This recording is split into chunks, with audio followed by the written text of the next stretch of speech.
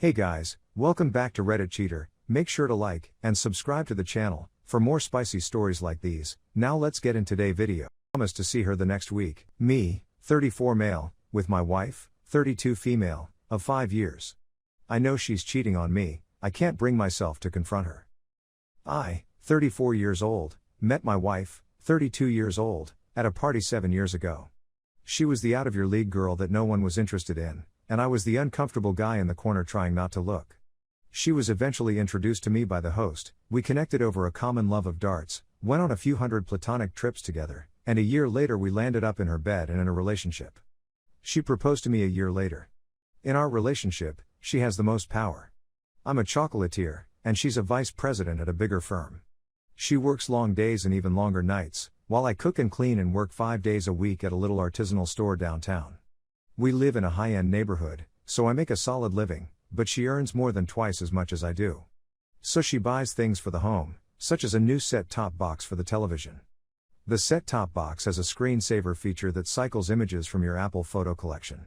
Last week, she was still at work, and when I got home from work, the TV, which I'd used to view a YouTube video that morning and had absolutely switched off, was on screensaver. It had images on it that had to have come from her phone, pictures of her in our living room, one of our female friends, and a man I'd never seen in pretty intimate postures. Because the photographs traveled about the room, I believed there was a fourth person shooting shots with her phone, but I didn't see her.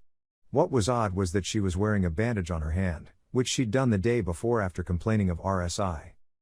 I was astonished that I had left the TV on, but I decided to keep the screensaver on and see what she had to say when she got home later that evening. When she got home, the visuals seemed to vanish, and they haven't been on the TV since.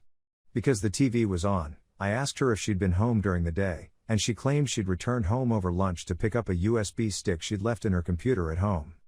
I attempted to question her about the photos but couldn't bring myself to do it. Now I must add something. I don't have a lot of experience with. I am an introvert who had few connections before to her. Our life, on the other hand, is pretty vanilla, even by my standards. I've never had oral before, and I've only had it twice since we met. Suggesting it to her generally resulted in a lecture about not doing such things, and for the night was out of the question. In those photos, she did everything she never wanted to do with me.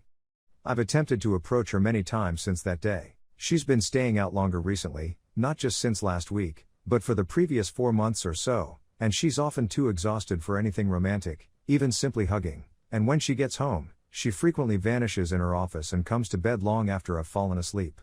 But even when we spend time together, like we did this weekend, I can't bring myself to face her. I'm concerned about what I could hear and how it will affect our relationship. I still adore her and can't picture my life without her. How can I get the confidence to do so? Is there a way to get out of this? So, there's a lot to say. But first, a few words of caution. I had no idea what a red pill was until I wrote this. I now do.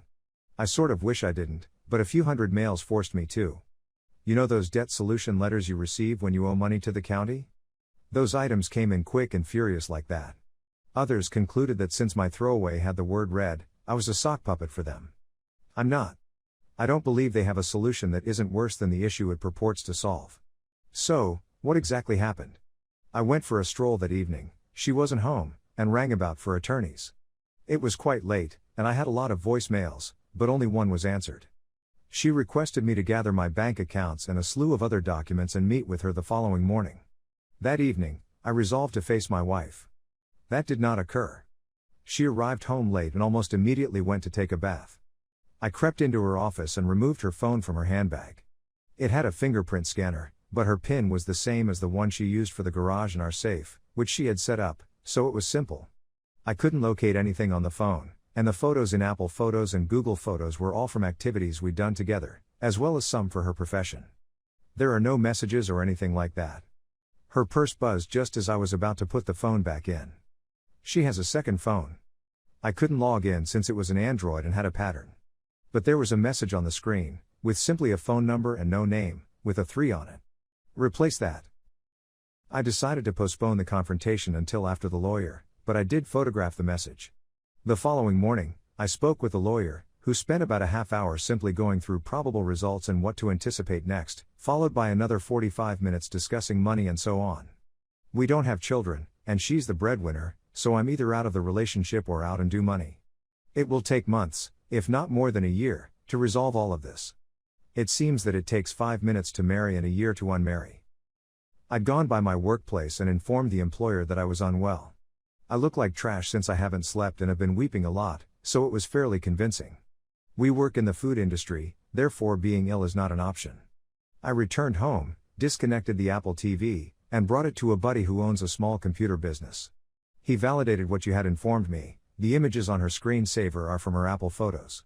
He was also the first person I told, and he instantly offered me a place to stay with his wife and children if I needed to leave for a long. Then he contacted the number from which the text on my wife's second phone arrived and informed me that a man named Rob had answered it. I walked home and contacted her to see if she was available for supper. She texted back stating she'd have to do some additional work and that she would be late, so I asked her to make an exception and come home with me since I had crucial news. I imagined she'd believe I'd finally found a home since we'd been searching for a long. Dinner came and went, and she didn't appear. She arrived home at 10 o'clock, smelling strongly of cigarettes. She was overjoyed and asked what I wanted to speak about, so I invited her to have a seat. I'm usually okay with making up a story about a home to avoid a conflict, but for the first time, I felt a little rage. So I informed her. I said, I'm aware you've been cheating for some time. I've been working with an attorney, and we'll have to discuss these issues at some point, so now is as awful a time as any. She didn't scream and dispute it. She just deflated and began to shiver.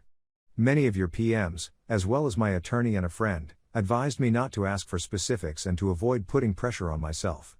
But I was curious, so I said, tell me about Rob. They met via Ann, the friend on the sofa with her, and Ann wanted to have with him while he had a crush on my wife, so they devised this plot. That happened 14 months ago. They've recently added Rob's wife, the mystery fourth person who shot the photos, who is polyamorous with that Rob man. The image problem was also resolved. She'd given her phone to her wife to snap a few shots and had forgotten about the screen blanker. She'd posted and erased them from her phone while she was at work. I'd seen them by coincidence at that point. She had the second phone for the same reason I did. It wasn't on our joint contract, so I couldn't see the incoming and outgoing calls in my account. She also had brief encounters with other women and a few men, and the majority of her weekend work consisted of her and Rob taking short vacations together.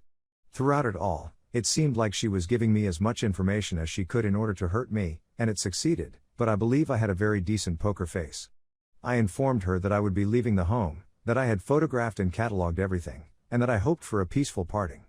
She just rejected, saying she'd go and stay at a hotel for the time being, and leaving her keys on the table. She gathered her belongings and departed. That was the last straw. As one user/u/Jluster put it, it was like going to the dentist. It hurt less than I expected but still hurt a lot.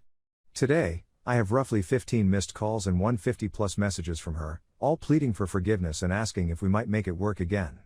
I promised to see her the next week, but simply to split our belongings. As far as I'm concerned, this is the end of the story. Except for my one buddy, no one knows yet, and I want to postpone making it public until I go through my belongings and determine what to do next. We'll see whether he truly goes to the gym, if he's looking for a new relationship.